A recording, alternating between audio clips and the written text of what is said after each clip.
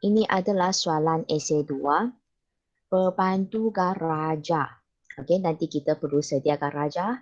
Dan raja ini adalah raja pasaran wang. Okey, jadi anda kena faham apa maksud itu pasaran. Kalau katakan pasaran, bermaksud dia mesti ada kaitan dengan permintaan dan penawaran. Tetapi disebabkan yang ini adalah pasaran wang, jadi permintaan itu adalah merujuk permintaan wang. Dan sementara penawaran itu adalah penawaran wang. Untuk maklumat anda, kalau permintaan wang, money demand. Okay, MD ya, money demand iaitu permintaan wang. Dan tadi saya kata pasaran mesti ada D dan juga ada S kan. Okay, yang S itu kalau yang berkaitan wang punya itu adalah penawaran wang. Okay, which is money supply. Dengan arti kata lain, bagi raja pasaran wang ini, nanti anda perlu sediakan kelok permintaan wang dan juga kelok penawaran wang. Pastikan ada kedua-dua kelok ini, titik persilangan itu, barulah kita kata capai keseimbangan pasaran wang. Okey, jadi sekarang yang belakang ini nanti kemudian kita akan bincang. Jadi sekarang kita akan fokus lakaran raja bagi pasaran wang dulu. Jadi seperti biasa, saya akan sediakan raja yang dengan sediakan paksi dia dulu ya.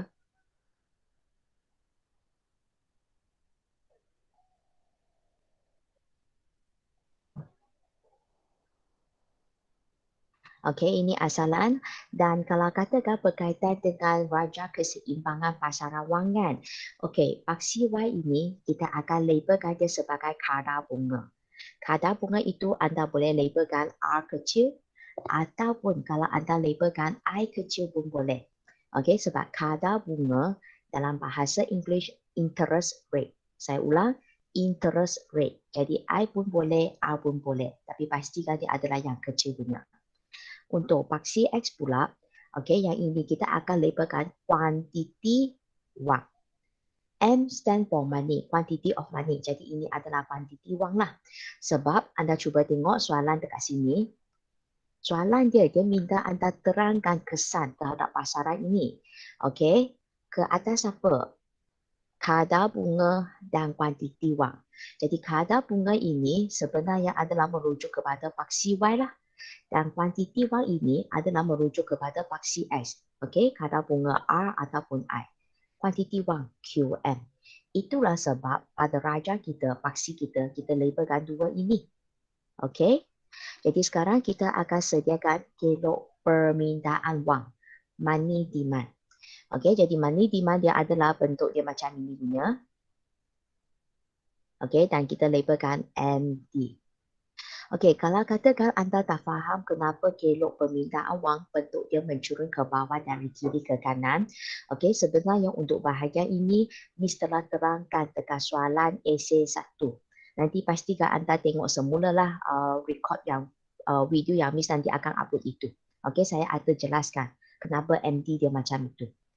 Okey, sekarang kita cuba tengok selain daripada money demand, kita juga ada money supply. Dan bentuk money supply itu dia adalah secara menegak punya, iaitu tak anjau sempurna. Okey, dan labelkan MS.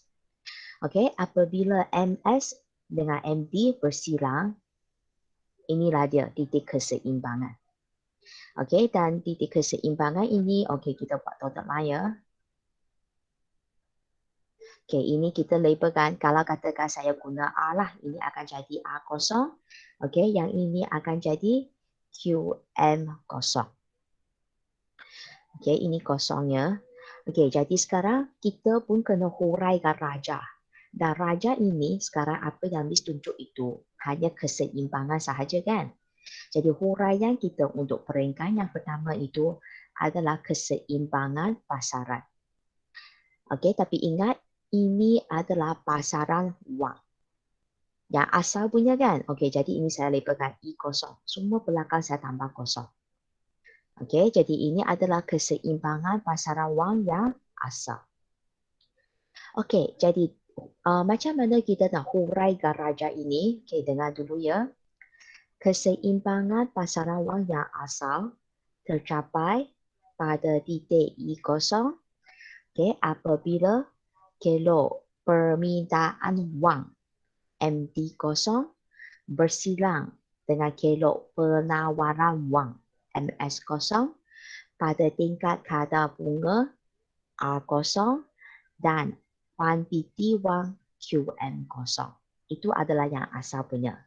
Jadi sekarang saya nak minta pelajar untuk ulang semula perenggan ini. Keseimbangan pasaran wang yang asal berada pada titik E kosong di mana Kelo kalau money kalau demand permintaan kalau permintaan wang wang kosong bersilang dengan kalau penawaran wang wang MS kosong ya pada pada pendapat tak ada pendapatan kat sini. R ialah apa? kadar bunga Kadar bunga apa? kosong. Kadar bunga Okey. kosong Ya dan kuantiti wang QM kosong. yes, good. Itulah dia. Okey. Jadi anda kena praktis sampai anda tengok raja ini saja anda tahu macam mana nak huraikan. Okey, seterusnya untuk maklumat anda, perenggan yang kedua itu sebenarnya kita akan cerita pasal peralihan kelo. Bermaksud kita akan tengok kelo apa yang beralih. Okey, memang situasi yang diberikan dekat sini memang ada kaitan dengan peralihan kelo punya. Okey, anda cuba tengok kenapa saya kata ada kaitan dengan peralihan kelo. Dan kelo apa yang akan beralih. Sebab you cuba tengok dekat sini kita ada MS, kita ada MT. Dengan reti kata lain, sama ada kelo itu, kelo MS yang beralih ke ataupun MT yang beralih. Cuba tengok situasi yang telah diberikan. Pembelian bond oleh kerajaan ke atas keseimbangan kadar bunga dan kuantiti wang. So, situasi sekarang yang ini. Pembelian bond oleh kerajaan berkaitan dengan permintaan wang ke ataupun penawaran wang. Okey, Miss akan cuba terangkan dengan lebih lanjut sikit apa itu bermaksud pembelian bond oleh kerajaan. Okey, cuba tengok isu dekat sini. Isu kita yang kaji ini adalah kerajaan. Okey, kerajaan ke ataupun bank pusat ke ataupun bank ke dia kata dia beli bond. Dia beli bond dengan siapa? Dia beli bond daripada orang ramai. Okey, jadi sekarang anda cuba bayangkan ini orang ramai banyak orang. Okey, bermaksud bond itu sebenarnya dia adalah kita kata dia macam bil perbendaraan ke, security kerajaan ke. Okey, sekarang bond itu dia ada di tangan orang ramai. Inilah bond. Okey, semua pegang bond. Dan sekarang bond ini telah capai tempoh matang dia. Itulah sebab kerajaan akan beli daripada orang ramai. Pembelian bond oleh kerajaan. Bermaksud kerajaan beli. Okey, beli apa? Beli bond. Bond itu dengan siapa? Dengan orang ramai. Okey, ini adalah bond. Jadi sekarang, bond ini sudah capai tempoh matang, itulah sebab kerajaan beli. Dan kalau kerajaan beli, bermaksud kerajaan akan bayar kepada orang ramai. Okey, sekarang soalan saya nak tanya. Pegangan wang orang ramai akan semakin naik ke, semakin kurang ke apabila kerajaan membuat pembayaran kepada orang ramai. Pegangan wang akan menaik. Yes, good. Pegangan wang orang ramai akan meningkat. Dan kenapa meningkat? Sudah kata kerajaan yang bayar. Kerajaan bayar kepada anda. Anda merupakan orang ramai kan? Okey. Apabila kerajaan bayar, jadi pegangan wang orang ramai akan meningkatlah. Sebab dia nak beli semula bond ini. Jadi kerajaan bayar. Sekarang yang kita nak kaji dekat sini. Pegangan wang orang ramai ini, inilah sebenarnya adalah berkaitan dengan money supply. Ingat, pegangan wang orang ramai dekat sini, kita sebenarnya akan kait dengan bekalan wang. Dan bekalan wang ini sebenarnya adalah merujuk bekalan wang di pasaran yang juga rujukan itu adalah penawaran wang. Okey, sekarang saya nak tanya, memandangkan pegangan wang orang ramai meningkat, bekalan wang meningkat yang bermaksud MS kita naik, maka kilo MS kita akan beralih ke sebelah mana? Beralih ke sebelah kanan. Yes, good. Jadi nanti anda pun beritahu bahawa kilo MS akan beralih ke sebelah kanan. Dengan arti kata lain, kita akan sediakan kilo MS yang baru di mana dia adalah beralih ke sebelah kanan. Okey, jadi MS kosong kita kat sini ya, MS baru beralih ke kanan. Okey, jadi kita pun labelkan ini adalah MS1. Dan jangan lupa tunjuk anak panah, sangat penting. Okey, selepas anda sediakan raja sedemikian kilo ini, teruslah kita huraikan peringkat yang kedua yang berkaitan dengan peralihan kilo. Macam mana nak huraikan? Salin semula soalan tersebut. Soalan dia kata apa? Pembelian bond. Siapa yang beli? Okey, pembelian bond oleh kerajaan. Okey, dia menyebabkan apa? MT ke MS. Kan tadi Miss kata dia akan memberi kesan terhadap MS kan? Okey, jadi anda terus beritahu bahawa MS naik. Sudah okey dah. Yang ini tadi yang Miss cerita panjang-panjang ini sebenarnya nak anda faham situasi itu sahaja. Tapi dalam esei kamu tak payah tulis pun. Anda terus beritahu bahawa pembelian bond oleh kerajaan akan menyebabkan money supply meningkat. Tulis macam itu sudah mencukupi. Okey, kemudian anda huraikanlah. Maka setelah MS naik, kita kena kat dengan kilo. Maka kilo MS akan beralih ke mana? Beralih ke kanan. Dari MS0 ke MS1. Yes, good. Itulah dia. Jadi selesailah huraian bagi peringkat ini. Hanya salin balik soalan kait dengan MS dan kemudian kait dengan kilo. Ini ya, salin balik soalan ini kait dengan MS dan kemudian kait dengan kilo dia. Dan huraikan kilo itu saja. Cukup dah. Okey. Peringkat yang ketiga. Rasanya kita nak kait dengan apa ya? Asas keseimbangan. Yes. Yang ketiga itu kita kait dengan proses keseimbangan. Anda boleh nampak sebenarnya apa yang kita bincang selama ini, kan saya kata kita mesti ada 5 peringkat. Sampai bab 4 ini masih sama. Peringkat yang ketiga, proses keseimbangan. Okey, masa anda belajar bab 3, kita kata pada tingkat pendapatan Y0, pada tingkat harga umum P0. Jadi yang ini proses keseimbangan ini sebab sini tak ada Y0, sini tak ada P0. Yang ada itu R0. Which mean nanti you punya proses keseimbangan kat sini, ayat yang pertama itu anda mesti sebut pada tingkat kadar bunga R0. Tanpa perkataan ini, satu peringkat salah. Okey, sangat penting yang ini. Okey, kita sambung. Pada tingkat kadar bunga R0. Kita bagi dia jalan nanti. Tapi ingat, kita hanya fokus kilo yang baru sahaja. Iaitu MS1.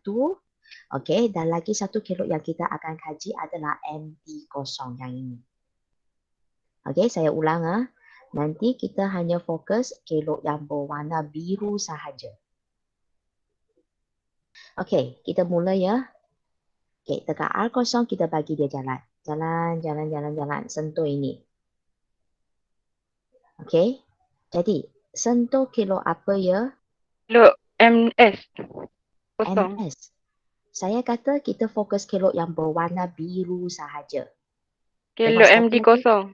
Yes, MD kosong bermaksud bawah ini walaupun dia labelkan QM kosong, ini sebenarnya adalah MD, money demand.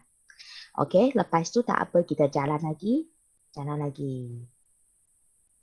Okey. Sentuh apa tu? MS1. MS1, okey. Which mean kalau kita buat dotted line sambung ke bawah sini, ini adalah MS. Jadi sekarang anda dapati bahawa berlakunya ketidakseimbangan. Sebab kita dapati bahawa MD tidak sama dengan MS. Kalau katakan MD sama dengan MS, itu keseimbangan pasaran wang kan? Sekarang tak capai keseimbangan sebab MD tidak sama dengan MS. Jadi, saya nak tanya, apakah hubungan MD dengan MS? MS lagi besar daripada MD. Yes, MS lebih besar daripada MD. Cuba tengok MS kat sini. MD kat sini. Jadi sekarang berlakunya lebihan apa tu? Lebihan penawaran, Penawaran apa? penawaran wang. Yes, good. Jadi dekat sini anda pun huraikan. Pada tingkat kadar bunga A0 berlakunya, berlakunya lebihan penawaran wang. Apa maksud lebihan penawaran wang? Iaitu MS melebihi MD. Kalau katakan anda nak beritahu juga, sebanyak berapa? Kita pun huraikan. Mungkin sini kita boleh tambah dan kita labelkan ini QM1 lah. Tambah yang ini. Sebanyak anda pun sebut QM0, QM1. Ini adalah berlakunya ketidakseimbangan. Jadi, seperti apa yang Miss pernah beritahu, apabila berlakunya ketidakseimbangan, nanti apa-apa pun dia mesti capai keseimbangan. Di mana MD kena sama dengan MS. Jadi kalau kita nak MD sama dengan MS ini, bermaksud kita kena cari keseimbangan yang baharu. Keseimbangan baharu kita dia berada dekat sini. Di mana MD kosong bersilang dengan MS1. Jadi kita pun labelkan titik ini adalah titik I1. Kita check kadar bunga dia dulu. Ya, kadar bunga dia akan turun. QM dia meningkat. Tetapi sekarang macam mana kita nak huraikan proses dekat sini? Yang seterusnya anda cuba tengok berlakunya lebihan penawaran wang. Yang ini lebihan penawaran wang. Yang ini misalkan sambung pada page yang seterusnya. Lebihan penawaran wang. Lebihan MS. Dia sebenarnya akan memberi kesan terhadap orang ramai. Menyebab lebihan penawaran wang ini menyebabkan orang ramai. Orang ramai sebenarnya akan buat apa? Sekarang kita tengok semula isu yang kita tengah kaji ini. Kan tadi saya kata, kerajaan beli bond kan, kerajaan bayar kan. Jadi orang ramai ini pegangan wang dia sudah bertambah. Bayangkan anda mempunyai wang yang banyak. Jadi, apa yang akan buat? Anda mesti beli sesuatu kan? Untuk maklumat anda, kalau nak kait dengan raja keseimbangan pasaran wang ke, kita akan kait dari segi pembelian bond ataupun kita boleh kata saham. Bukan beli barang dan perkhidmatan, pasaran wang itu kita kait dengan yang ini. Kita kata lebihan penawaran wang. Miss telah beritahu apa maksud lebihan penawaran wang kan? Penawaran wang dekat sini, dia adalah merujuk kepada bekalan wang. Dan bekalan wang di pasaran ini sebenarnya dia merujuk pegangan wang orang ramai. Jadi sekarang isu kita berlakunya lebihan penawaran wang. Wang yang ditawarkan terlalu banyak. Bermaksud orang mempunyai wang yang banyak. Jadi dia mempunyai wang yang banyak, dia akan beli sesuatu. Apa yang dia beli? Dia beli bond dan saham. Jadi dekat sini kita akan sebut lebihan penawaran wang ini akan menyebabkan orang ramai beli. Beli apa? Beli bond ataupun anda nak sebut saham pun boleh juga.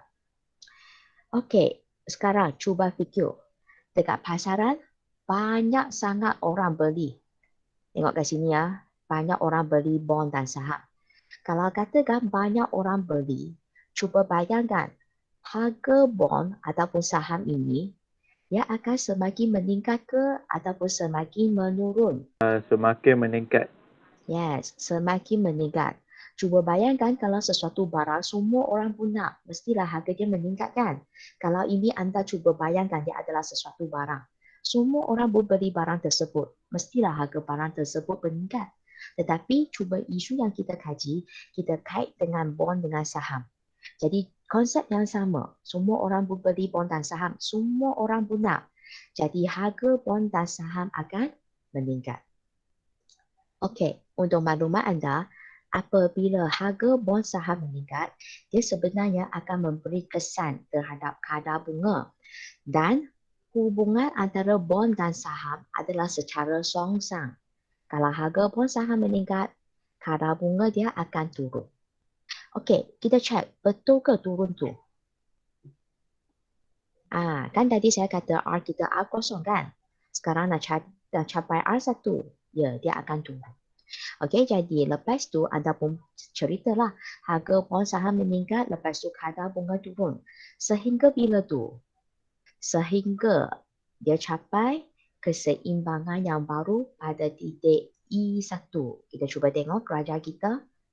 Okey, dia turun sehingga capai ya sini.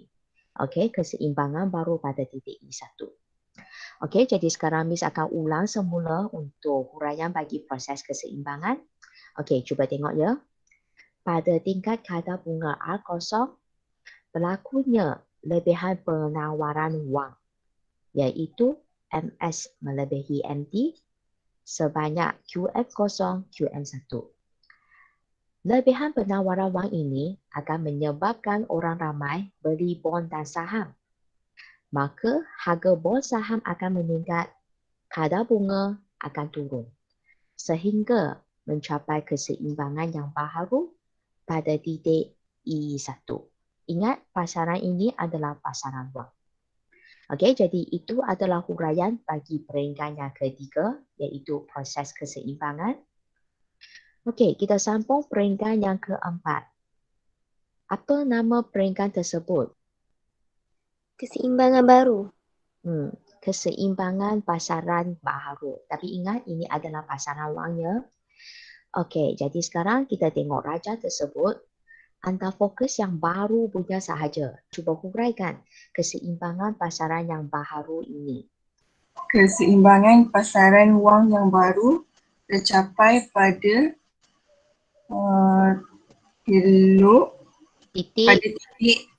titik E1 apabila fungsi elok permintaan wang MD0 bersilang dengan elok penawaran wang S1 pada MS1 pada tingkat kadar bunga R1 dan kuantiti wang 1, QM1. Yes, good. Itulah dia. Thank you.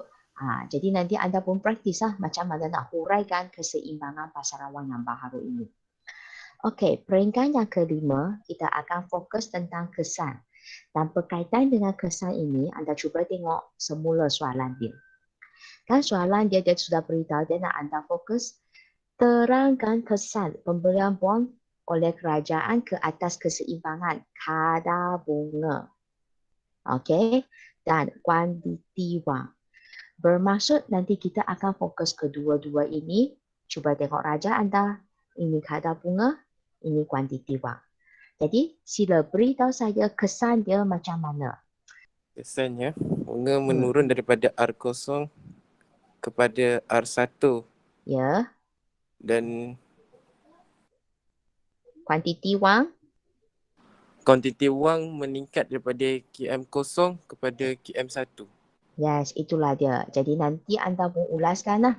Okey, berkaitan dengan kesan dia, anda beritahu bahawa kadar bunga dia turun dari mana ke mana. Lepas tu kuantiti wang dia macam mana? Meningkat kan? Dari mana ke mana. Jadi anda ulaskan sahaja. Okey, jadi untuk maklumat anda, berkaitan dengan soalan yang sedemikian, kita tengok semula ya. Yang first, dia memang minta kita sediakan raja. Jadi raja ini raja pasaran wang. Jadi pastikan anda dapat sediakan raja yang sedemikian. Inilah pasaran wang. Dan kemudian pastikan anda tunjuk berkaitan dengan peralihan kilok juga. Sebab isu yang diberi yang ini. pembelian bond oleh kerajaan. Okey, menyebabkan kilo MS yang beralih. Dan kalau kita nak huraikan raja ini, pastikan anda ada 5 peringkat tersebut. Keseimbangan pasaran yang asal, peralihan kilo, proses keseimbangan. Lepas itu, keseimbangan pasaran yang baharu dan akhir itu adalah kesan. Okey, kalau semua pun boleh faham, maka selesailah perbincangan kita untuk soalan essay 2 ini. Okey.